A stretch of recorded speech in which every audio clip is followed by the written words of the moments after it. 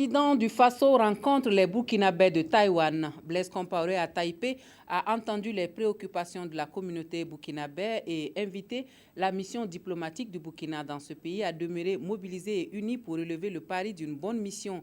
Le Conseil économique et social se penche sur les questions qui divisent la classe politique nationale. Le CES est réuni pour une session extraordinaire sur les recommandations faites au gouvernement. Et puis au Libéria, les travailleurs du secteur de la santé sont en grève. Ils protestent contre les mauvaises conditions de sécurité dans la prise en charge des malades d'Ebola. Ce sont les titres de l'actualité dans cette édition. Bienvenue à tous et merci de votre attention. Pour ouvrir ce journal, donc, nous reparlons du voyage du président du Faso à Taïwan. À Taipei, Blaise Compaoré a rencontré la communauté burkinabé de la République de Chine, Taïwan, sur ses préoccupations et ses attentes de la mère patrie. Le message du chef de l'État au personnel de l'ambassade du Burkina Faso dans la capitale taïwanaise, c'est d'être unis et mobilisés pour gagner le pari de leur mission. Nicolas Zigani. Le président du Faso a dans un premier temps rencontré le personnel de l'ambassade du Burkina à Taipei. Une représentation diplomatique fonctionnant avec un minimum de 16 personnes et abat un travail appréciable. L'ambassadeur Céline Yoda s'est félicité des actions menées par le président du Faso et a souhaité avoir des orientations pour la suite de leur mission à Taipei. Le président Compaoré a félicité le personnel. Il leur a demandé d'être disponibles pour tirer un grand profit du partenariat entre les deux pays, le Burkina Faso et la République de Chine-Taïwan, et a surtout accompagné les jeunes étudiants qui viennent apprendre, ce sont eux l'avenir du Burkina. Au cours de la seconde rencontre, les échanges entre le président du Faso et les Burkinabés résidant en République de Chine-Taïwan se sont déroulés dans une atmosphère empreinte de convivialité. 128 Burkinabés résident à Taïwan. Ils sont en grand nombre des étudiants en management, informatique, commerce international, relations internationales, santé, aéronautique et autres. Les différents intervenants se sont exprimés sans embâche. Leurs préoccupations se résument entre autres à l'augmentation du quota de la bourse, des facilités pour le retour de leurs bagages à la fin des études. Ils sont à 17 000 km de la patrie, mais préoccupés par l'actualité politique. Il faut se dire que nos préoccupations, c'est de vieilles préoccupations. Mais cette année, en tout cas, il y a eu l'engouement et on a senti à travers les réponses qu'on a eues quand même quelques pistes de solutions et nous sommes satisfaits de cette rencontre. Ici, ils n'ont pas beaucoup de choses à présenter. Mais le tourisme interne est très développé et je trouve que le Burkina dispose de beaucoup de ressources pour faire ça, surtout le sud-ouest. Je suis du sud-ouest, je trouve qu'il y a plein de trucs au sud-ouest qu'on peut vendre. Ils se sont développés à un niveau que nous devrions prendre comme exemple et espérons-le dans quelques années, 2020, comme on le voit dans les messages, nous puissions aussi un jour être un pays qui puisse se proclamer être développé. Les échanges ont permis de lever de nombreux points d'ombre sur certaines questions non comprises. Le président du Faso a donné des éléments d'éclaircissement sur ce qui est fait au pays. Nous attendons de vous que vous puissiez, bien sûr, comme nous le souhaitons, renforcer vos connaissances dans ce pays, partager avec les Taïwanais ce savoir et pouvoir en retour être utile, en tout cas plus utile que pour le pays. Si vous observez les actions qui ont été menées par le gouvernement ces dernières années, que ce soit au niveau de la formation, de l'éducation, de la formation professionnelle, les engagements ont été très forts. Parce que le Burkina Faso, peut-être ceux qui ont quitté il y a quand même quelques années maintenant, non, lui, je pense que c'est... Hein, 5 ans. La scolarisation était à peut-être combien quand vous étiez à l'école là-bas? Hein? 5, je ne me souviens même pas. Alors, si vous voyez que nous avons dépassé maintenant les 80% de scolarisation, c'est bien parce que nous savons que l'avenir ne peut se faire sans le savoir. Et le savoir, ce n'est pas pour une minorité de la population, il faut que ça soit généralisé. Ouais. Vous verrez que cette année, pour la première fois, au certificat d'études, sur plus de 350 000 enfants qui sont allés à cet examen, 52% étaient des filles. Ouais. Nous savons aussi que pour les autres enseignements, que ce soit le post-primaire, que ce soit l'université. Nous avons adopté pour les 10 années à venir, il y a quelques mois de cela, un programme de 1000 milliards qui va nous permettre de couvrir pratiquement toutes les régions de centres universitaires, de recruter des enseignants, de construire des laboratoires. Tout cela parce que nous ne pouvons imaginer l'avenir sans cette formation et aussi sans remettre à donner plus de dynamisme au service de santé. Le président du Faso a ensuite rassuré ses compatriotes de la bonne marche de la coopération entre le Burkina Faso et la République de Chine-Taïwan. Une amitié qui s'est raffermie d'année en année et les différents programmes sont exécutés avec succès. Il les a ensuite exhortés à utiliser les différents canaux des affaires étrangères pour trouver des solutions à leurs préoccupations. Retour au Burkina Faso et nous feuilletons le carnet d'audience du chef du gouvernement. Le Premier ministre a reçu la visite de l'ambassadeur du Brésil au Burkina Faso. Béon-Luc Adolphe Thiaw et Regina Bittencourt ont eu des échanges autour du renforcement des relations de coopération entre les deux pays, nous dit Claudine Bikaba. Le deuxième diplomate brésilien a foulé le sol burkinabé, il s'agit de Regina Bittencourt, est allé rendre une visite de courtoisie au Premier ministre Béon-Luc Adolphe Thiaw après 2 mois de séjour au pays des hommes intègres. Une visite au cours de laquelle ils ont abordé plusieurs sujets. Nous avons parlé sur les relations du Brésil avec Burkina Faso, les possibilités de coopération surtout dans programmes sociaux, choses comme ça, parce que le Brésil il y a des expériences dans cette champ-là, non? Et aussi, on a parlé du moment au Brésil des élections présidentielles, non? On va avoir bientôt un nouveau président, ou même si la présidente Dilma est réélecte, non?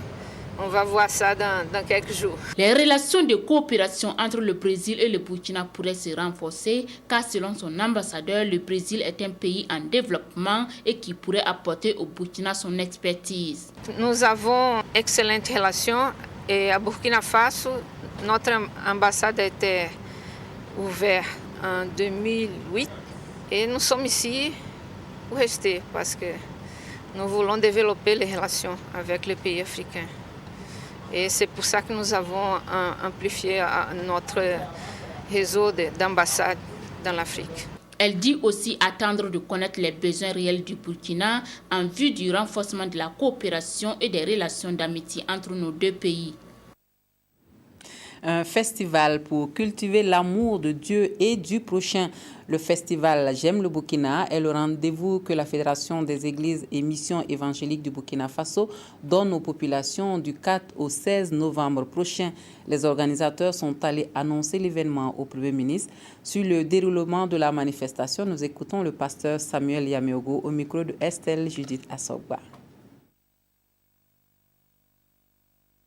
Nous avons parlé d'une organisation évangélique qui est un festival et qui s'appelle J'aime le Burkina Faso. Et ce festival a pour but de montrer l'amour de Dieu et l'évangile en action. Et cet évangile en action voudrait ramener tous les enfants du pays à ses mains. Parce que la parole de Dieu est claire quand elle dit que celui qui n'aime son prochain ne doit pas prétendre aimer Dieu, qui ne voit pas. Et donc ça va partir avec les jeunes d'abord, et nous attendons beaucoup de jeunes. Il y aura du sport, il y aura aussi des visites des enfants de la rue, on visitera les hôpitaux, on visitera aussi les prisons, et on rassemblera aussi les autorités du pays et tout le monde. On recevra sous forme de banquet, afin d'amener un esprit de civisme, d'amour du pays et d'amour de chaque personne. Et c'est là le modèle de message que nous voulons aussi transmettre à la nation. Et c'est une expérience qui a déjà été faite dans 6 pays africains. Nous sommes le 7e et nous avons participé, nous avons vu l'impact que cela a donné dans le pays. Et après la cérémonie, nous voyons des gens qui s'embrassent, des gens qui montrent vraiment qu'ils aiment le prochain. Et nous voulons voir cela aussi à notre Burkina Faso. Et la grille des programmes de votre télévision nationale s'enrichit d'une nouvelle émission. Le Burkina en mouvement est une série sur les grands chantiers initiés et exécutés par le gouvernement et qui vous sera proposée bientôt sur la RTB Télé. Sur le contenu de ce nouveau programme, nous suivons Maxime Zongo. Le Burkina en mouvement, c'est une série composée d'une vingtaine de titres qui vous seront proposés chaque 2 semaines. Le premier numéro, ce soir même, à partir de 21h. Une innovation voulue par les premiers responsables du ministère de la Communication pour valoriser les succès d'hier et aujourd'hui. Parfois, on ne prend pas suffisamment la mesure des efforts énormes que notre pays a consentis et de l'engagement énorme de notre peuple quant à la construction de ce pays. Nous avons à un moment pensé au niveau du service d'information du gouvernement et au niveau de la radiodiffusion-télévision du Burkina et comment arriver à valoriser encore plus le Burkina Faso aux yeux des Burkinabés à travers des actions concrètes qui sont menées, à travers des réussites concrètes et sur le terrain. Afin de garantir sa viabilité et sa pérennité, rassure le ministre de la Communication, toutes les dispositions seront prises.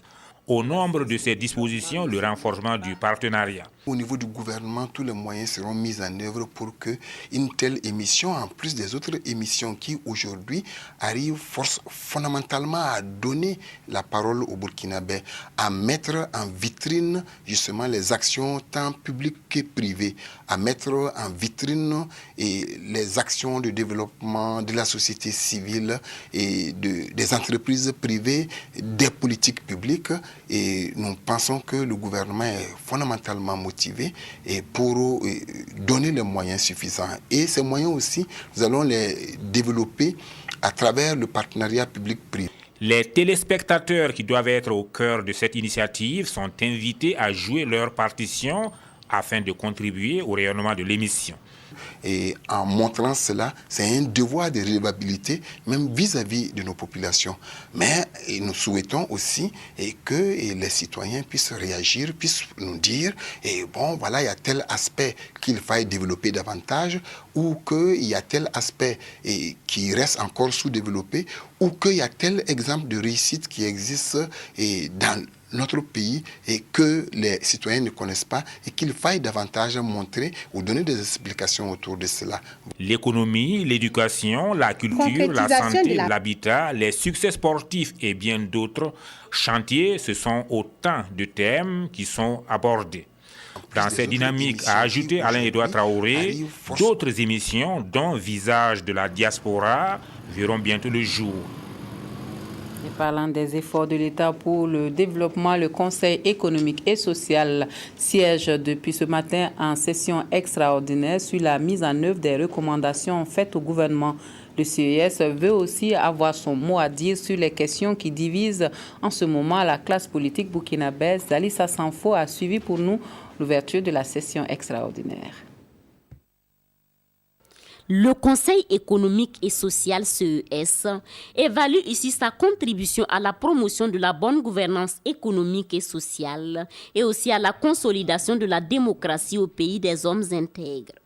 Et pour une évaluation objective, les conseillers vont au cours de cette session extraordinaire dresser l'inventaire des avis et des recommandations faites au gouvernement afin de déterminer ceux qui ont été pris en compte. Nous allons faire le diagnostic de tous les avis et recommandations qui ont été émis par le Conseil depuis sa restructuration en 2001. Il y en a peut-être une dizaine d'avis et puis le reste, une quarantaine de recommandations. À l'issue de ce bilan, ils vont aussi se pencher sur les questions qui divisent la classe politique burkinabé et faire à nouveau des recommandations. Il faut que nous puissions tenir compte de toute l'actualité passée et récente pour dire est-ce que le Conseil peut se saisir de telle action ou de telle autre actualité à n'importe quel moment, y compris les questions actuelles. Et la question est brûlante puisque nous sommes dans un processus aujourd'hui au Burkina Faso où il est question que soit le peuple, soit les institutions représentatives décident de la question, par exemple, du référendum sur la modification de l'article 37. Paramanga Ernest Gnoli et toute son équipe espèrent que même si le CES n'est qu'un organe consultatif, les recommandations faites ici vont être prises en compte dans l'élaboration des politiques nouvelles pour une meilleure implantation de la démocratie au Burkina Faso.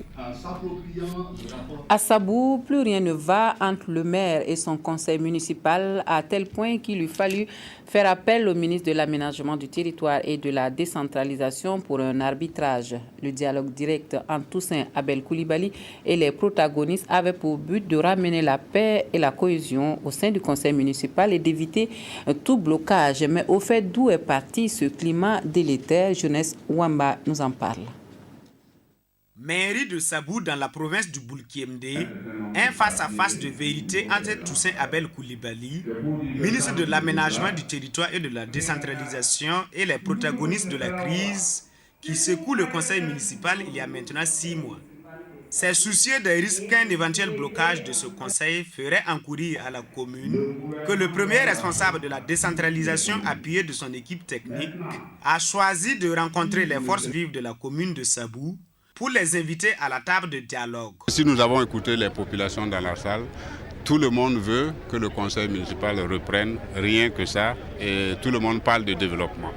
Donc nous pensons que nous avons bien fait de venir et surtout nous pensons que nos conseils seront suivis. Avant 2017, il n'y aura plus d'élections municipales. Si l'intention est de provoquer des élections anticipées, je pense que c'est raté. Pendant plus de 3 heures de temps d'échange, les différentes parties se sont montrées déterminées à enterrer la hache de guerre. Et dans les prochains jours, les membres du bureau du conseil municipal devraient se retrouver pour fixer la date de la première session au titre de 2014. Moi, je suis disposé, j'ai toujours été disposé au dialogue. Et je pense que, au sortir de cette rencontre-là, nous allons pouvoir nous retrouver pour redynamiser en fait notre conseil qui est dans la léthargie, qui nous gêne vraiment, qui nous fait honte même. Nous avons bien suivi les conseils du ministre. Nous avons aussi un bureau, comme on l'a dit, avec monsieur le maire. Nous allons ensemble, effectivement, continuer la réflexion avec le maire pour voir comment on peut sortir de la crise. Cette rencontre vient témoigner une fois de plus la volonté du gouvernement de faire prévaloir l'intérêt général. La résolution de cette crise par Toussaint Abel Coulibaly est la 4e après celle de Kindi, de Bouroum et de Tunkala. Un mot de santé dans ce journal et nous allons à Bobo-Dioulasso où les victimes de la pratique de l'excision auront bientôt la possibilité de réparation des séquelles des MGF. Une campagne a été lancée pour former les agents de santé à cette technique qui devrait à leur tour prendre en charge les victimes de ces pratiques traditionnelles néfastes. Moumouni Barou. Les mutilations génitales féminines, une pratique préjudiciable à la santé des jeunes filles et des femmes. Malheureusement, cette situation s'accompagne souvent avec de graves problèmes conjugaux pouvant ébranler les statuts social et économique de la femme ainsi que celui de ses enfants. Depuis plus de 2 décennies, le Burkina Faso ne cesse donc de multiplier les actions concrètes pour l'éradication de ces phénomènes. Le taux de pratique de l'excision est de 76%. Chez les femmes de 15 à 49 ans. Toutefois, relevons que ce taux chez les plus jeunes, de 0 à 14, est de 13%. Ce qui montre qu'il y a une évolution favorable qui nous interpelle à renforcer nos stratégies et nos actions afin de mettre définitivement fin à ce type de pratiques dans les villes et campagnes du Burkina. C'est pourquoi nous devons redoubler d'efforts et de vigilance en vue de consolider les acquis à tous les niveaux. Consolider les acquis à tous les niveaux, cela passe aussi par la réparation des séquelles de l'excision. Et depuis l'année 2000, environ 300 agents de santé ont été formés à cet effet pour contribuer à l'amélioration de la santé des victimes. Pendant un certain temps, comme dans la plupart des pays, nous avons combattu la pratique elle-même. Mais nous savons qu'il y a déjà des dégâts. Il faut donc réparer ces dégâts. C'est pour cela que ça, c'est notre phase très importante. Et nous avons eu la chance de pouvoir former un certain nombre de nos cadres, notamment des médecins, qui aujourd'hui sont disponibles pour former d'autres acteurs sur le terrain afin qu'il y ait la possibilité de prise en charge de ces séquelles-là. Dans cette perspective, les partenaires techniques et financiers sont toujours prêts à accompagner le Burkina Faso dans cette lutte implacable contre les mutilations génitales féminines. Ce que nous faisons, c'est aider aux formations. Nous assistons aussi à faire en sorte que les congrès, les organisations internationales, quand elles se réunissent, qu'il y ait des participants du Burkina pour qu'il y ait des échanges d'expériences entre les différents spécialistes. Je dois dire aussi que le Burkina partage beaucoup parce que c'est un des pays où la lutte marche le mieux. À l'occasion du lancement des campagnes sur les possibilités de réparation des séquelles de l'excision, un appel a été lancé à tous les citoyens pour qu'ils fassent de l'éradication des mutilations génitales féminines leur combat de tous les jours. C'est Goursi qui a abrité cette année la célébration de la Journée internationale de réduction des catastrophes au Burkina Faso, une commémoration que les partenaires ont voulu marquer du sceau de la résilience pour la vie. Occasion a été donnée aux populations et aux communautés de savoir comment réduire les risques face aux catastrophes. Korotimi Kagone. Le 24 juillet dernier, le village de Niensega dans la commune de Goursi a été inondé par les pluies diluviennes. C'est pourquoi Christian Aid et son partenaire le réseau MARP ont choisi cette localité pour la célébration de la Journée internationale de réduction des catastrophes avec pour thème la résilience pour la vie. Cette année, l'accent est mis sur les personnes âgées. Ces personnes âgées constituent un trésor de richesse, sont des dépositaires de savoir. Et donc la prévention aussi, c'est de tirer les leçons du passé. C'est pourquoi ces personnes âgées, il faut qu'ils soient impliquées dans toute action liée à la prévention ou à l'anticipation sur les crises. La cérémonie de la célébration de la Journée internationale de la prévention des catastrophes est marquée par la prestation d'artistes, la remise de kits et vivres par Christian Aid et ses partenaires, Réseau MARP et UNFPA, visite de sites et champs des sinistrés. Il s'agit de savoir quelle est la place des personnes âgées, leur prise en charge lorsqu'il y a catastrophe. Donc nous avons vu qu'effectivement Christian Aid, à travers le réseau MARP, a pu initier une série d'activités pour effectivement voir comment assurer la résilience des communautés face effectivement à la survenue de catastrophes naturelles. Christian Aid est une ONG qui intervient dans le domaine de la sécurité alimentaire et les secours d'urgence. Cette ONG et son partenaire, le réseau MARP, soutiennent les sinistrés en les accordant non seulement des fonds de commerce et du matériel agricole, mais aussi en les sensibilisant sur l'élevage. L'avenir de l'enseignement supérieur et de la recherche scientifique dans l'espace UEMOA sur la table des discussions à Ouagadougou. En ligne de mire, la relance du projet d'appui à l'enseignement supérieur et à la recherche scientifique dans les pays de l'Union. Ce sont les experts qui mènent les débats. Adama Koulibaly. Ces experts de l'enseignement supérieur et de la recherche des pays membres de l'UEMOA sont réunis ici pour débattre de l'avenir de ce domaine. Cette concertation régionale s'inscrit dans le cadre du projet d'appui de l'enseignement supérieur PAES, dont le but est de contribuer au renforcement des capacités de formation, de recherche et d'innovation dans les pays de l'espace communautaire. Avec ce projet qui tire à sa fin, cette rencontre de Ouagadougou devrait permettre de bâtir une stratégie de relance de l'enseignement supérieur au niveau régional en s'appuyant sur la vision et les stratégies nationales. Nous avons souhaité, après un peu plus d'un an d'un processus assez inclusif et participatif au niveau des concertations nationales, qu'on puisse avoir au moins une résonance régionale sur ces conclusions, regarder dans quelle mesure les défis qui ont été identifiés peuvent être pris en charge par les pays qui mettent ensemble et leur intelligence et leurs moyens, et comment également une institution régionale d'intégration comme la Commission de l'UEMOA peut prendre sa part dans ce processus. Financé à hauteur de plus de 15 milliards de francs CFA, ce projet PAES s'inscrit dans la nouvelle stratégie de la BAD qui souligne l'importance du capital humain dans le secteur porteur de développement. Le développement inclusif de l'Afrique ne peut passer que par le développement du capital humain. Et donc il est important de mettre les compétences et la technologie au centre des préoccupations des États, de renforcer les systèmes d'enseignement supérieur dans les pays de l'UEMOA, pour engranger justement cette croissance qui soit tirée par l'innovation, la recherche et la technologie. Plusieurs experts venus du Kenya, de France et d'institutions internationales participent à ces échanges qui vont baliser le terrain pour la rencontre des ministres en charge de l'enseignement supérieur et de la recherche ce 16 octobre.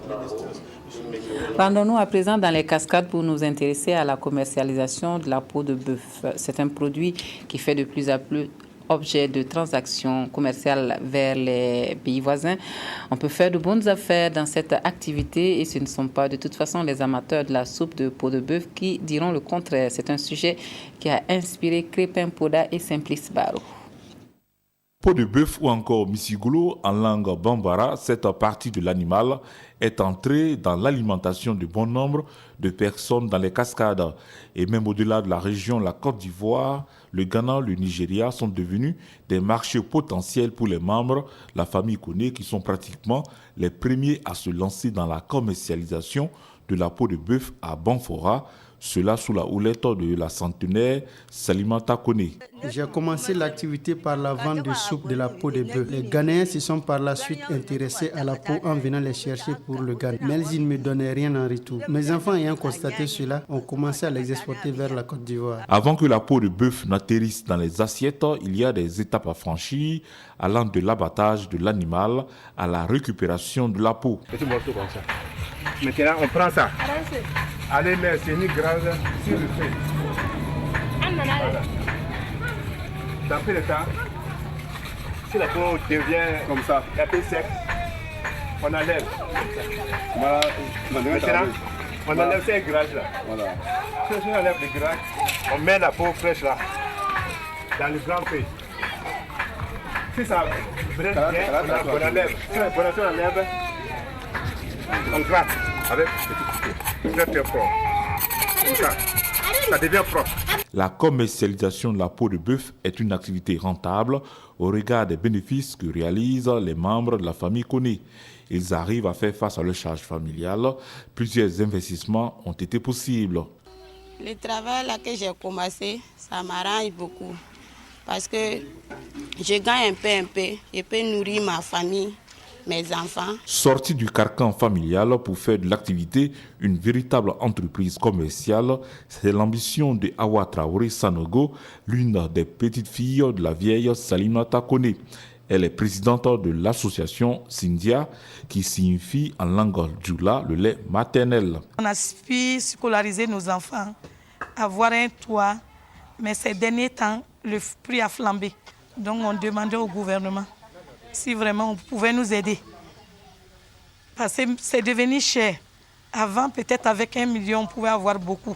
Maintenant, même 10 millions ne peut plus faire l'affaire. Un cri de cœur qui sera sans doute entendu vu les opportunités d'emploi et de revenus que pourrait engendrer la structuration du secteur, car le marché existe bel et bien. À l'Est, on nous dit qu'à moins d'une catastrophe de dernière minute, le riz pluvial promet de bonnes récoltes. Les autorités régionales ont fait un dernier tour dans le bas-fond du projet riz pluvial pour s'en rassurer. La visite a été suivie pour nous par Issaka Diallo et Désiré Wilboudou. Le gouverneur de la région de l'Est et sa délégation sur le bas-fond risicole de Taputenga dans la commune rurale de Tibouga. Sur une superficie de 70 hectares, dont 40 exploités, ce site devrait permettre aux 312 exploitants de récolter 120 tonnes de riz de la variété FKR 19. Cet aménagement a été possible grâce à l'appui du Programme alimentaire mondial PAM et le projet riz pluvial PRP, dont le coordinateur salue les efforts fournis par les producteurs. Nous avons quand même vu un bas-fond qui, pour la première année, donne des résultats satisfaisant.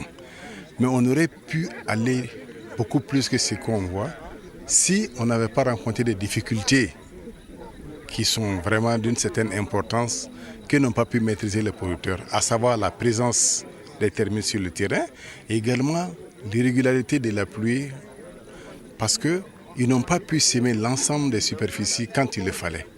Il y a eu des ressemis, mais ça n'a toujours pas pris à cause des différentes pots de sécheresse qu'ils ont enregistrés. La direction régionale de l'agriculture s'est impliquée à travers les agents de terrain, la direction provinciale, toute l'équipe, dans l'aménagement même du bas-fond, dans le renforcement des capacités des producteurs Après la visite, la délégation s'est entretenue avec les exploitants. Des échanges qui ont permis à ces derniers de soumettre des doléances qui se résument au prolongement de l'aménagement, la formation en étivage et des puits maraîchers pour la culture de contre-saison. À toutes ces préoccupations, des solutions ont été apportées. Pour ce producteur, l'exploitation de ce bas-fond va contribuer à améliorer leur niveau de vie. Avant, on n'avait pas de riz à manger à Tibga. On payait du riz à manger. Et si le riz a bien réussi, on va manger et après aussi, le reste, on peut payer des frais de scolarité pour nos enfants. La délégation a saisi l'occasion pour prodiguer des conseils et ses soutiens aux producteurs. Ce bas-fond va contribuer à l'atteinte de l'autosuffisance alimentaire et lutter contre la pauvreté. Un reportage de Issaka Souleymane Diallo. Les forces armées nationales confient la célébration de leur 54e anniversaire à la protection divine. Au camp Wezen Koulibaly de Bobo Dioulasso, on a prié le Tout-Puissant d'accorder une grâce particulière à cette fête qui se déroule cette année sous le signe de la contribution des forces armées nationales au développement des collectivités territoriales. Ali Traoré. Une séance de prière pour les forces de défense et de sécurité au camp Wezen Koulibaly de Bobo Dioulasso. Cela n'arrive pas tous les jours. Ces militaires, autorités politiques, religieuses et fidèles musulmans sont mobilisés ce jour pour que le 54e anniversaire des forces armées nationales se passe sous de meilleurs auspices. Nous sommes des humains et chaque fois que nous avons des activités, que l'homme a une activité, il doit mettre Dieu au devant de chaque chose.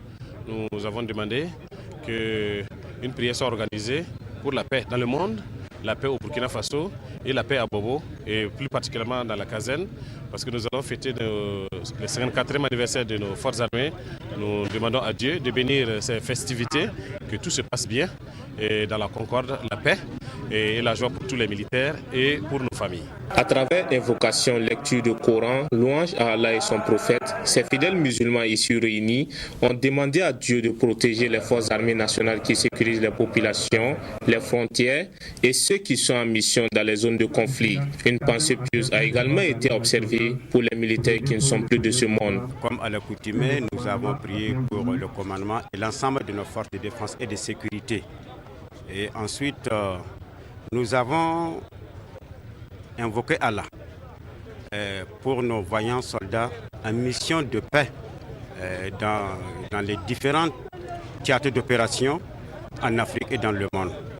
Je pense que c'est vraiment une aubaine pour la ville de Bobo Dioulasso de regrouper en un seul endroit au niveau du commandement de la 2e région militaire des grandes personnalités également du monde musulman qui sont venus aujourd'hui pour prier uniquement pour la paix au Burkina Faso, dans le monde entier. Nous avons profité pour accompagner en tout cas cette grande institution parce que également, si vous voyez les thèmes de cette année, ça colle également avec le développement des acteurs locaux. La contribution aujourd'hui des forces armées nationales au niveau des collectivités territoriales. Pour joindre l'utile à l'agréable, ce bœuf a été immolé pour une paix durable au Burkina Faso. Voilà, on s'arrête là pour ce soir. Merci à vous de nous avoir suivis. Très bonne soirée à tous et à toutes. À demain.